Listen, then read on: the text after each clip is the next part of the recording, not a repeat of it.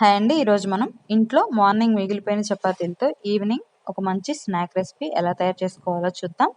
ముందుగా ఈ రెసిపీ కోసం స్టవ్ పై ప్యాన్ పెట్టుకొని 2-3 స్పూన్ల ఆయిల్ వేసుకోవాలి.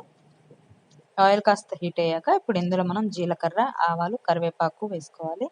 ఇప్పుడు ఇందులో మనం ఒక పచ్చిమిర్చి, ఒక చిన్న ముక్క అల్లం, అలాగే 4 వెల్లుల్లి రెబ్బలు వేసి పేస్ట్లా చేసుకొని ఈ పేస్ట్ని మనం ఇందులో వేసుకోవాలి.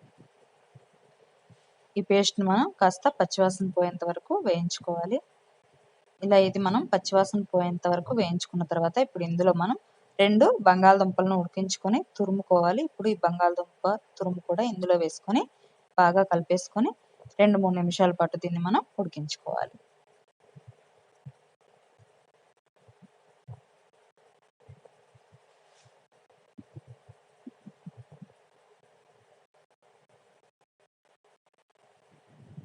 ఇలా 2-3 నిమిషాలు దీన్ని ఉడికించుకున్న తర్వాత ఇప్పుడు ఇందులో మనం 1/2 స్పూన్ ధనియాల పొడి, ఒక చిటికెడు పసుపు, 1 స్పూన్ కారం వేసుకోవాలి. ఇప్పుడు ఈ మసాలాలన్నీ బాగా కలిపేసుకొని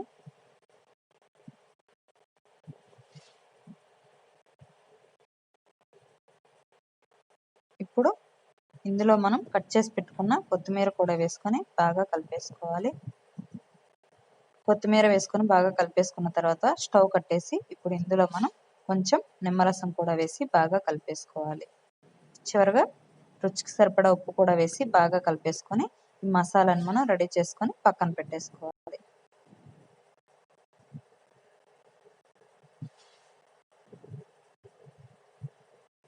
ఇప్పుడు మనం ఒక బౌల్లో 1 కప్పు శనగపిండి తీసుకొని ఇందులో కారం, ఉప్పు, ఒక చిటికెడు పసుపు, అలాగే కొంచెం వాము, కట్ చేసి పెట్టుకున్న కొత్తిమీర కొంచెం వేసుకొని ఇప్పుడు ఇందులో మనం వాటర్ పోసుకొని బజ్జీ పిండి బ్యాటర్ని మనం రెడీ చేసుకోవాలి.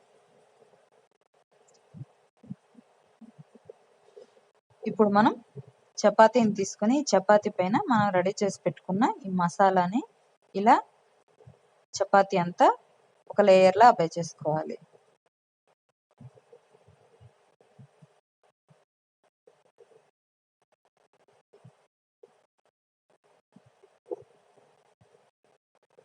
ఇలా మసాలా అంతా మనం చపాతీకి అప్లై చేసుకున్న తర్వాత ఇప్పుడు దీన్ని మనం పిజ్జా కట్టర్ లేదా ఇలా చాకుతో పీసెస్లా కట్ చేసుకోవాలి. ఇలా ఒక్కొక్క చపాతీని 8 పీసెస్లా కట్ చేసుకోవాలి.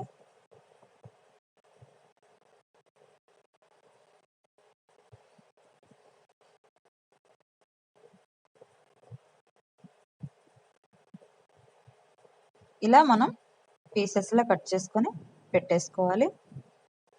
ఇప్పుడు మనం స్టవ్ పై ఆయిల్ పెట్టుకొని ఆయిల్ హీట్ అయ్యాక మనం రెడీ చేసి పెట్టుకున్న ఈ శనగపిండి మిశ్రమంలో మనం రెడీ చేసి పెట్టుకున్న ఈ చపాతీని ఇలా ముంచి తీసి ఆయిల్లో వేసుకొని డీప్ ఫ్రై చేసుకోవాలి.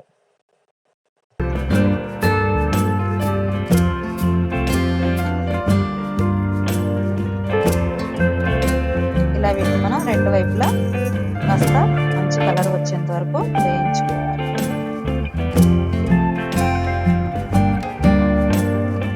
ఇలా మంచి కలర్ వచ్చేంత వరకు వేయించిన తర్వాత తీసి మనం పక్కన పెట్టేసుకుంటే